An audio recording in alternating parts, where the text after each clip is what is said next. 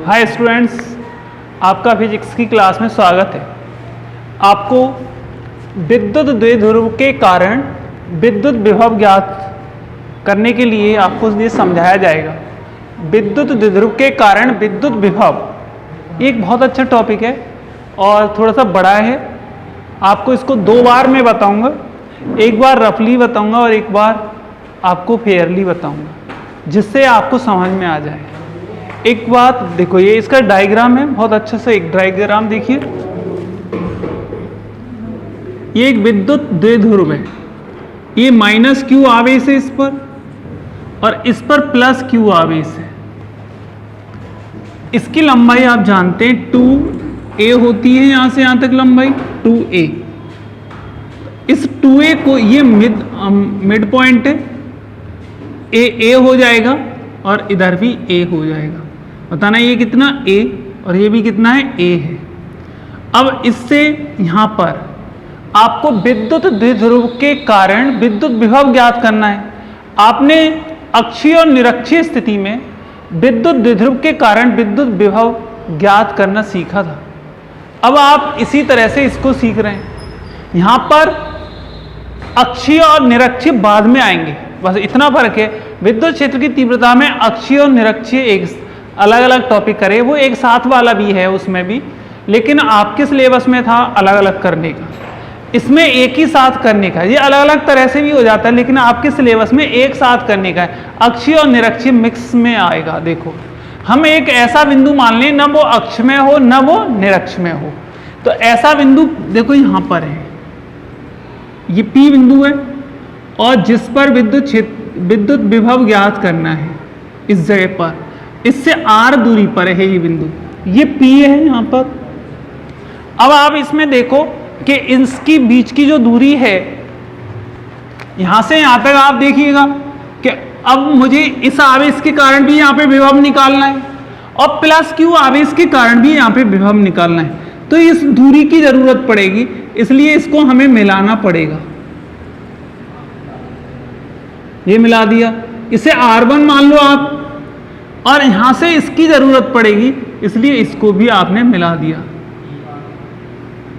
ये R2 है, R2, ये R1 है और ये R2 है। अब देखिएगा, अब मैं यहां पर ये R1 और R2 मान लिया आपने, इससे बिंदु दे दो A, ये बिंदु B है। अब इसमें आपको कुछ काम करना है। वो काम ये है कि इसको आप आगे बढ़ा दो और इस पर से एक लंब डाल दो। इस पर से क्या डाल दिया आपने? लंब। 90 डिग्री, ध्यान रखना कोण 90 डिग्री बनना चाहिए यहां पे। ये कोण थीटा है। ऐसे इस पर भी एक लंब डाल दो, इस पर एक लंब डाल दिया। ये तो m डाला था, m, और ये n डाल दिया आपने। अब देखिएगा, ये कोण थीटा है तो ये भी कोण कितना होगा? थीटा होगा। इस तरह से ये काम आपको करना है। अब देखिएगा इसमें, अब मैं आपको पहले रफली बता रहा हूं, आप एक बात देखेंगे क्यों बड़ा और थोड़ा सा टफ पड़ता है स्टूडेंट के लिए। और जब एक बार आपकी समझ में आ गया तो बड़ा तो हो सकता है पर कोई टफ नहीं होगा। ऐसे माइनस क्यू आवेश के कारण देखना, अब माइनस क्यू आवेश के कारण P बिंदु पर विभव V1 बराबर 1/4πε0 माइनस क्यू बटे, और ये कितना हो जाएगा? R1। ऐसे प्लस क्यू आवेश के कारण विभव V2 बराबर 1/4πε0 और Q बटे R2। कौन से बिंदु पर विभव है? P बिंदु पर। कौन से बिंदु पर विभव? P बिंदु पर। P बिंदु पर कुल विभव V बराबर V1 प्लस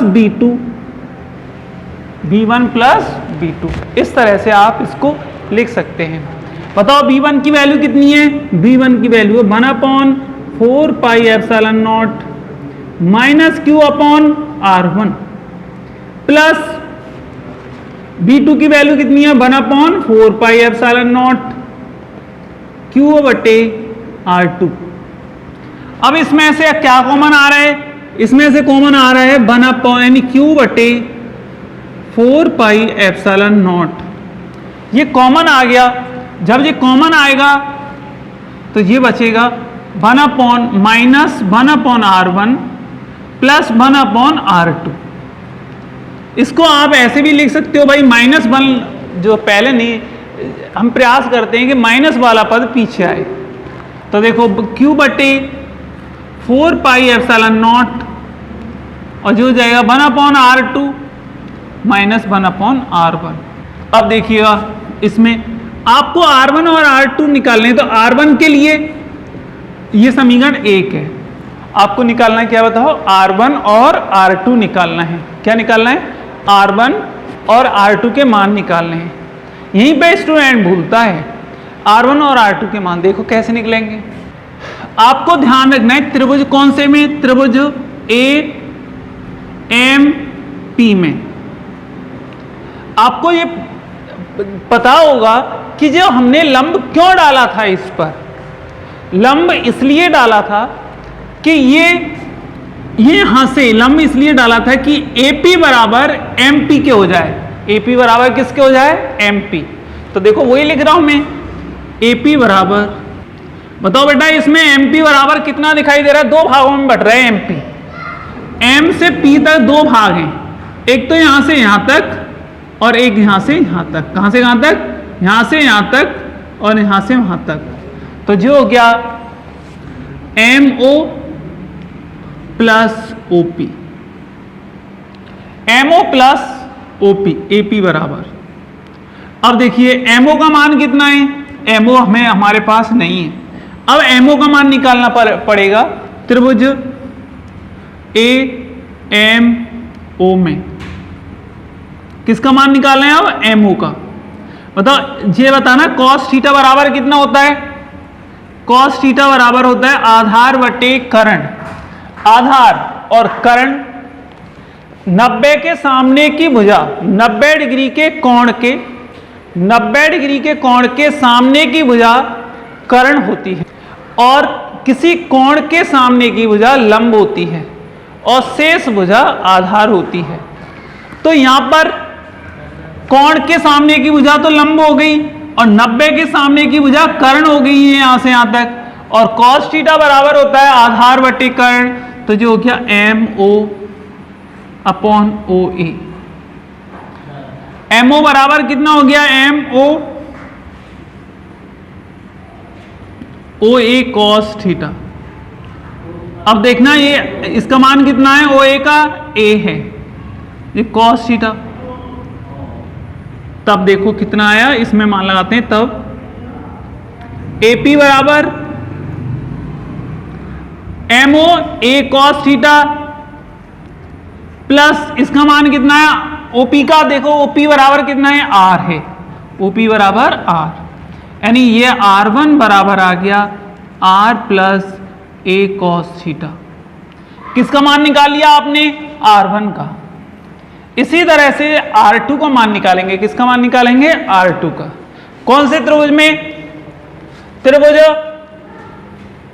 त्रिभुज कौन से में, देखो OBP में, OBP में देखना R2 निकालना है आपको। R2 के मान के लिए काम कर रहे हैं। R2 कैसे निकलेगा, इस त्रिभुज में से, इस त्रिभुज में आप बताना ये लंब डाला है ना, तो NP बराबर BP के है, यानी BP बराबर NP। लेकिन ये NP है तो NP कैसे निकाल सकते हो आप, OP माइनस ON। OP देखो मुझे ये निकालना है NP, यहां से यहां तक निकालना है। ये कैसे निकल सकता है, यहां से यहां तक पता है आपको, यहां से यहां तक आप निकाल सकते हैं, इस त्रिभुज से यहां से यहां तक निकाल सकते हैं। तो क्या लिख सकते हो इससे, बोलो OP माइनस ON। अब ON निकाल लो, ON के लिए काम कर रहे हैं आप, ON के लिए त्रिभुज OBN में, OBN में cos थीटा बराबर आधार बटे कर्ण। अब कोण के सामने की भुजा लंब होती है और 90 के सामने की भुजा 90 के सामने की भुजा कर्ण होती है। तो इसका मतलब हो गया आधार बटे कर्ण ON बटे OB। ON बराबर OB cos थीटा। OB बराबर कितना है, देखो ध्यान से, OB बराबर कितना है, OB देखो A है cos थीटा। ये ON का मान कितना है, ON तो पता ही नहीं था। अब कितना आ जाएगा, अब BP बराबर OP का मान R माइनस ON का मान A cos थीटा। इसका मान कितना है R2 R minus A cos theta. इस तरह से ये किसका आ गया बताओ, R2 का आ गया। R1 और R2 के मान इसमें लगा देते हैं, तब B बराबर कितना हो जाएगा, B बराबर Q upon 4 pi epsilon naught 1 upon, देखो 1 अपॉन R2 का मान कितना है R minus A cos theta minus 1 upon R plus A cos theta. इसका एलसीएम कर दें, इसका गुणा इधर, इसका गुणा इधर और नीचे नीचे का गुणा। देखिएगा R माइनस ये हो जाएगा V बराबर Q upon 4 pi epsilon naught. सूत्र था हमारे पास V is equal to Q upon 4 pi epsilon naught. इसमें से आप 1 upon R1 1 upon R2 minus 1 upon R1 ये आपने मान करा था। B is equal to Q का मान Q upon 4 pi epsilon naught. 1 upon R2 का मान कितना आया है, अभी देखो आपने R2 निकाला था R minus A cos theta plus minus 1 upon R plus A cos theta. इसका एलसीएम करना था Q upon 4 pi epsilon naught R plus A cos theta minus minus आ रहा है ध्यान रखना, तो R plus A cos theta upon R minus A cos theta और R plus A cos theta. इससे ये कट जाएगा, B इज इक्वल टू आ गया 1 अपॉन 4 पाई एप्सिलॉन नॉट। इस Q को अंदर ही रख दें, Q into 2A cos theta upon R square minus A square cos square theta. अब देखना कौन बड़ा है, R बड़ा है, क्योंकि cos में सबसे ज्यादा मान कितना होता है बताओ, cos में सबसे ज्यादा मान देखो, cos 30 का मान, cos 0 का मान 1, cos 30 का मान √3/2, cos 45 का 1/√2, cos 60 का 1/2 और cos 90 का 0 होता है, cos 90 का 0 होता है। इस प्रकार सबसे ज्यादा मान cos में कितना था, 1 था।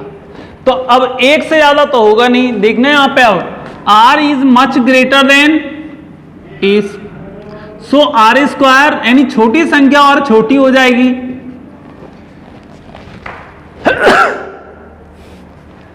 छोटी संख्या और छोटी हो जाएगी, बड़ी संख्या और बड़ी हो जाती है। इसलिए R बहुत बड़ा था, R बड़ा था और वर्ग होने पर वो और बड़ा हो जाएगा, A छोटा है वो और छोटा हो जाएगा। इस तरह से ये इसको हम छोड़ने पर, किसको, A square cos square theta को छोड़ने पर जब इसे छोड़ देंगे तो कितना बचेगा, V बराबर 1 अपॉन 4 पाई एप्सिलॉन नॉट और Q अपॉन Q और 2QA cos theta upon R square. But 2QA बराबर कितना होता है, 2QA बराबर P होता है विद्युत ध्रुव का आघूर्ण, तो B इज इक्वल टू कितना हो जाएगा, 1 upon 4 pi epsilon naught P cos theta upon R square. मुझे ये लेके आना है, ये यहाँ पे एक विद्युत द्विध्रुव है। इसमें एक विशेष ध्यान रखना है, ये विद्युत विभव तो ऋणात्मक भी होता है, धनात्मक भी होता है, और आप जब इसको कर रहे हो तो एक और माइनस रखना है आवेश और एक और प्लस रखना है। तो मैं इस ओर माइनस रख रहा हूं और इस ओर प्लस रख रहा हूं, और ये मध्य बिंदु है और मध्य बिंदु द्विध्रुव है। द्विध्रुव का ये ए लंबाई है और ये भी ए है। अब इसमें क्या था कि यदि आप यहां माइनस रख रहे हैं तो ये चित्र इधर बनाना आप, और यदि इधर प्लस माइनस रख रहे हैं तो चित्र इधर बनाना, नहीं तो फिर माइनस चिन्ह आ जाएगा। कोई फर्क नहीं पड़ेगा, माइनस का फर्क पड़ेगा फिर उससे। तो देखो माइनस चिन्ह आएगा उसमें। ये इधर की ओर हम कर रहे हैं, ये यहां पे एक पी बिंदु है जिस पर विद्युत विभव ज्ञात करना है। जिस पर क्या ज्ञात करना है? विद्युत विभव ज्ञात करना है। अब यहां पर ये बिंदु है ए और ये बी है, और यहां पर ये पी है, ये पी है। अब इसमें आप क्या करोगे? इसमें ये करोगे कि माइनस क्यू आवेश के कारण पी पर विभव निकालना है, तो आपको यहां से यहां तक की दूरी चाहिए, इसलिए आपको ये मिलाना पड़ेगा। मिला दिया, ऐसे ही इसको आपने इससे मिला दिया। बताओ आपको क्यों आवश्यकता पड़ी है इसको मिलाने की? क्योंकि आपको इस आवेश के कारण यहां विभव निकालना है, तो ये वाली दूरी चाहिए। ऐसे ही आपको इस आवेश के कारण यहां पे विभव निकालना है, तो आपको यहां से यहां तक की दूरी चाहिए। तो ये R1 है, एक को R1 मान लो, एक को R2 मान लो। बताओ किसको R1 मानोगे? किसी को R1 और किसी को R2। तो मैंने इसको R1 मान लिया है, इसको R2 मान लिया है। अब देखिएगा, अब इतना करने के बाद चित्र शेष आगे बनाएंगे। पहले आप कैसे लिखोगे इसकी थ्योरी? माना कि एक विद्युत ध्रुव ए बी है, इसके ए बिंदु पर प्लस माइनस क्यू आवेश और बी बिंदु पर प्लस क्यू आवेश रखा है। इसके मध्य बिंदु से आर दूरी पर, मध्य बिंदु से आर दूरी पर एक बिंदु पी है जिस पर विद्युत विभव ज्ञात करना है। इसके मध्य बिंदु ओ से आर दूरी पर एक बिंदु पी है जिस पर विद्युत विभव ज्ञात करना है। अब फिर आपको बताना है ए से माइनस क्यू से पी की दूरी R1 और प्लस क्यू से पी की दूरी R2 है। तब माइनस क्यू आवेश के कारण पी बिंदु पर विद्युत विभव V1 बराबर 1/4 pi epsilon naught Q upon minus Q upon R1। ऐसे ही प्लस Q आवेश के कारण कैसे? B2 बराबर 1/4 पाई एप्सिलॉन नॉट Q बटे R2। P बिंदु पर कुल विभव, विद्युत विभव, ये फॉर्मूला आ जाएगा B is equal to B1 plus B2। B1 का मान कितना है? 1/4 pi epsilon naught minus Q बटे R1 plus 1/4 pi epsilon naught और Q बटे R2। अब इस प्रकार इसमें आप कॉमन कर लेंगे 1/4 pi epsilon naught, Q common आ गया, माइनस 1/R1 प्लस 1/R2। देखो इसमें आपने ये कॉमन कर लिया, B बराबर Q बटे 4 pi epsilon naught minus Q1 बटे इतना। इसे थोड़ा सा और सही कर ले, ये हो गया Q बटे 4 pi epsilon not 1/R2 minus 1/R1। अब R1 और R2 के मान निकालने हैं। R1 और R2 के मान निकालने के लिए, R1 के लिए देखो, अब आप कौन सा मान निकाल रहे हो? R1।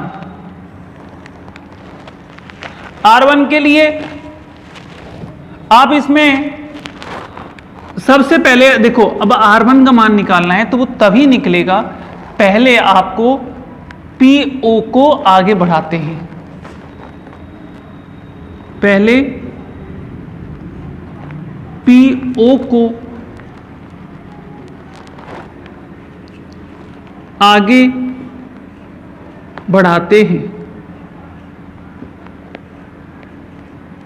PO आपने क्या कर दिया, आगे बढ़ा दिया। और किससे किस पे लंब डालते हैं, A से एक लंब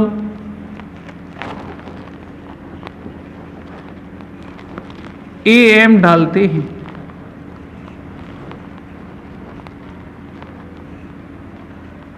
आपने एक लंब डाल दिया AM, देखो मैं इसे बढ़ा रहा हूं अब आगे, और इस पर एक लंब डाल दिया यहां से। जब ये कोण थीटा हो तो ये भी कोण थीटा होगा, थीटा। अब ये थीटा है, यहां पे AM है। अब आप बताओ कि इसको कैसे, ये A है ना यहां से यहां तक की दूरी। अब त्रिभुज APM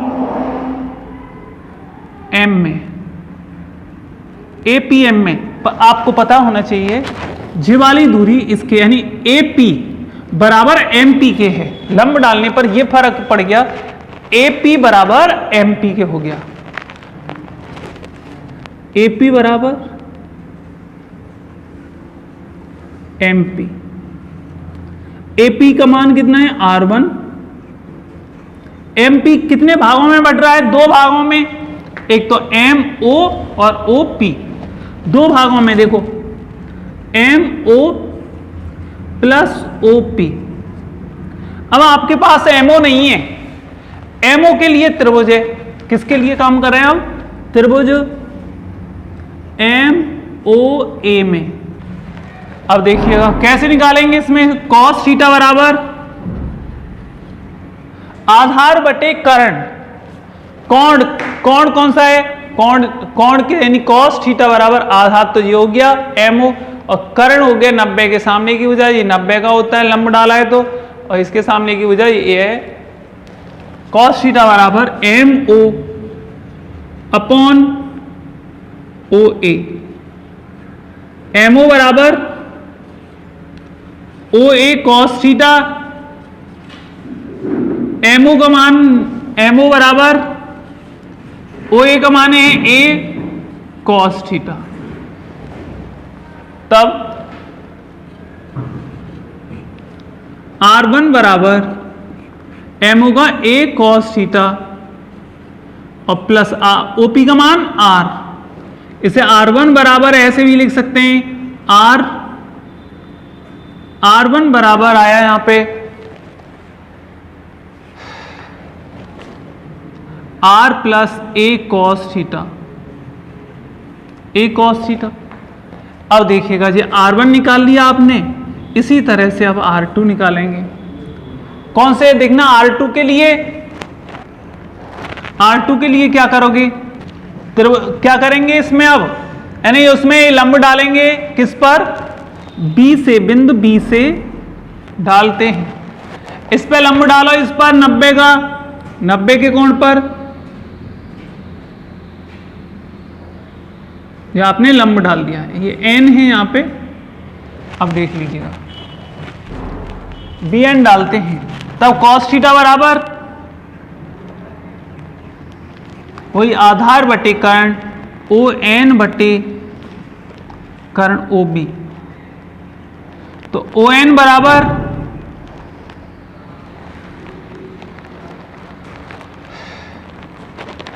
ON बराबर कितना आ जाएगा, ON बराबर आ जाएगा OB cos थीटा, और ON बराबर आया यहां पे A cos थीटा। इसे आगे और बढ़ाएं,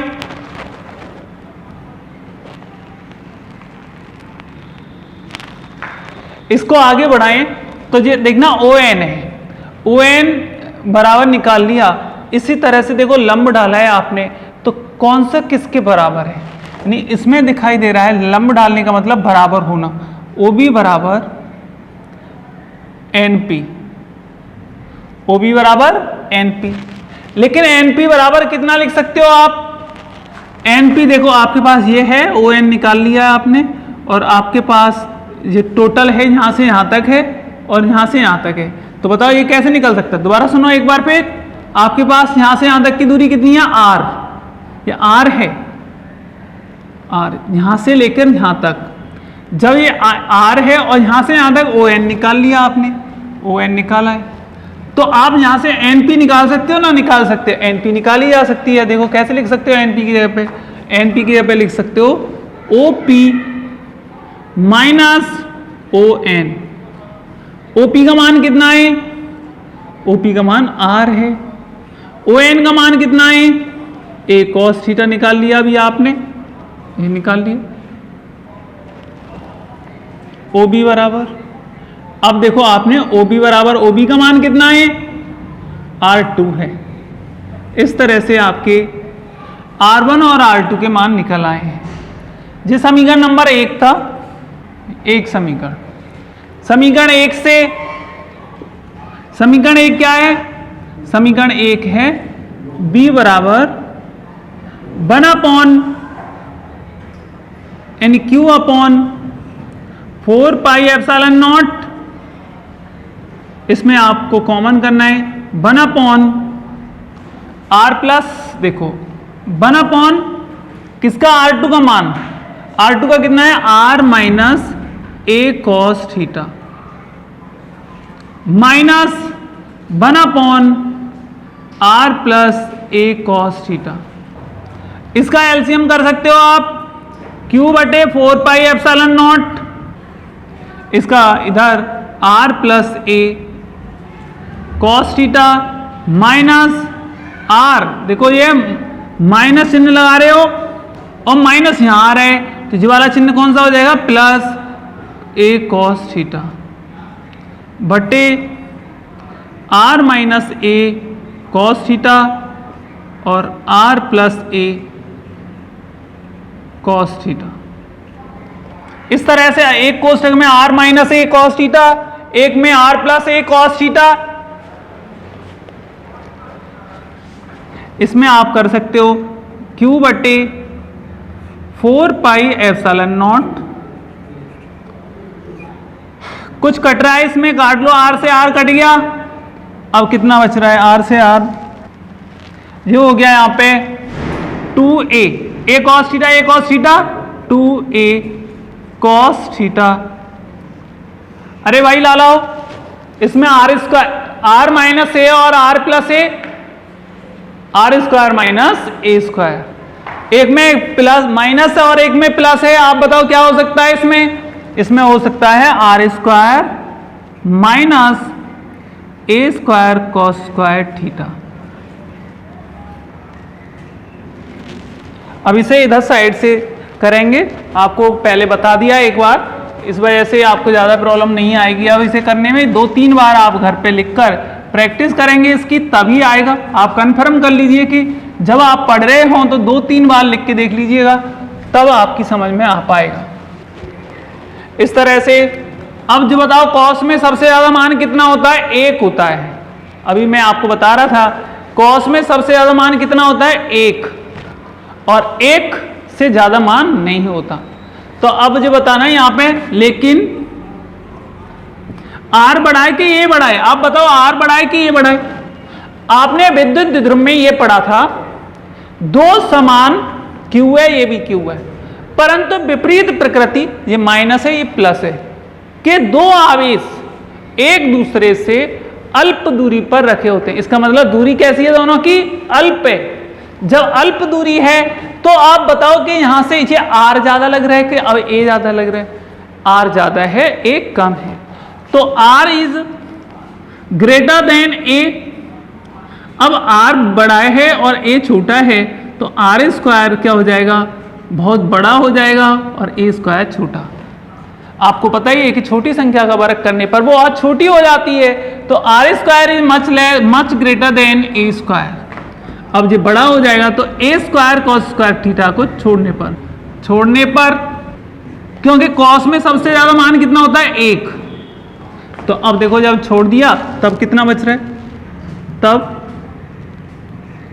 b is equal to Q बटे 4 pi epsilon naught 2a cos theta बटे आर स्क्वायर। इसे ऐसे कर सकते हैं 1/4 पाई एप्सिलॉन नॉट। हम 1/4 पाई एप्सिलॉन नॉट को ही अलग क्यों करते हैं, क्योंकि इसका मान होता है 9 गुणा 10 की घात 9, 9 गुणा 10 की घात 9 न्यूटन मीटर स्क्वायर प्रति कूलम स्क्वायर। तो देखो ये कितना हो गया 1/4 पाई एप्सिलॉन नॉट, इसलिए इसको अलग कर लिया 2qa कॉस थीटा बटे आर स्क्वायर। अब आप सोच रहे होंगे कॉस थीटा, तो यहां हम कॉस स्क्वायर को छोड़ रहे हैं, लेकिन यहां तो नहीं छोड़ा, हम तुलना किस में कर रहे हैं, हम तुलना जो कर रहे हैं ना वो नीचे वाले पदों के लिए कर रहे हैं, इसलिए नीचे वाले पदों से ही इसको हटाया है हमने, नीचे वाले पदों से हटाया है। अब देखिएगा क्या हो सकता है, विद्युत ध्रुव का आघूर्ण द्विध्रुव का आघूर्ण P is equal to 2qa होता है, 2qa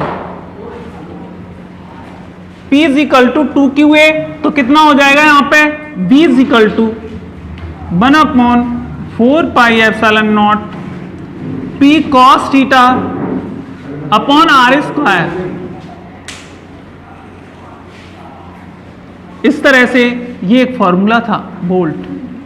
अब इसकी दो स्थितियां मैंने कहा था आपसे कि दो स्थितियां हैं, एक तो अनुदैर्ध्य स्थिति और एक अनुप्रस्थ स्थिति। अनुदैर्ध्य मतलब अक्षीय स्थिति और निरक्षीय स्थिति। अक्षीय स्थिति में इसे एक्सियल पोजीशन बोलते हैं, एक्सियल पोजीशन। अब देखना अक्षीय स्थिति का मतलब अक्ष में तो थीटा बराबर कितना हो गया 0, थीटा इज इक्वल टू 0। अक्षीय का मतलब है ज्वाला बिंदु ऐसे ना होके ऐसे हो जाए, इस रेखा में हो जाए तो अक्षीय स्थिति हो गई। अक्षीय स्थिति में थीटा इज इक्वल टू कितना 0। जब ये 0 हो जाएगा तो b is equal to 1/4 pi epsilon naught. अब अक्षीय स्थिति में cos 0 का मान कितना होता है 1, इसलिए p बटे आर स्क्वायर। यहां cos 0 इज इक्वल टू 1। अब इसमें cos 0 इज b निरक्ष,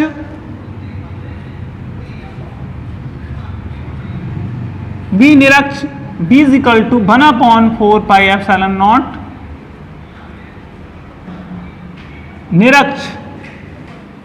निरक्षीय स्थिति में आप क्या करेंगे, यहां पे थीटा इज इक्वल टू 90 लगाएंगे, theta is equal to 90 degree. निरक्ष का मतलब है अक्ष में ना होकर, इस तरह से होकर, ये द्विध्रुव है इस तरह से होकर, ये निरक्ष कहलाता है। तो कॉस यानी p cos 90 upon R square. Cos 90 बराबर कितना होता है, cos 90 degree is equal to 0 होता है। जब ये 0 होता है तो b निरक्ष। कभी कभी ये सिद्ध करवाता है, सिद्ध करो कि निरक्षीय स्थिति में विद्युत विभव 0 होता है, तो आपको इस तरह से ये हल करना होता है। एक बड़ा डेरिवेशन था और इस बड़े डेरिवेशन को एक सरल तरीके से 2 बार मैंने हल करके आपको बताया, एक बार रफली, एक बार इस तरह से फेयरली, वैसे दोनों एक ही तरह से था, जिससे कि आपकी समझ में आ जाए। इसे पढ़ने से पहले एक बार बुक से या नोट्सों से एक बार देखना चाहिए आपको, फिर उसके बाद 2 बार आप इस वीडियो को देखेंगे, फिर इसके बाद आप एक बार फिर दोबारा से नोट्स में देखेंगे। नोट्स में देखने के बाद आपको 2 बार लिख के देखना है, तब आपकी समझ में आएगा ये डेरिवेशन, नहीं तो आपको समझ में नहीं आ पाएगा। Thank you. अगले वीडियो में आपको विद्युत विभव और विद्युत क्षेत्र की तीव्रता में संबंध बताएंगे।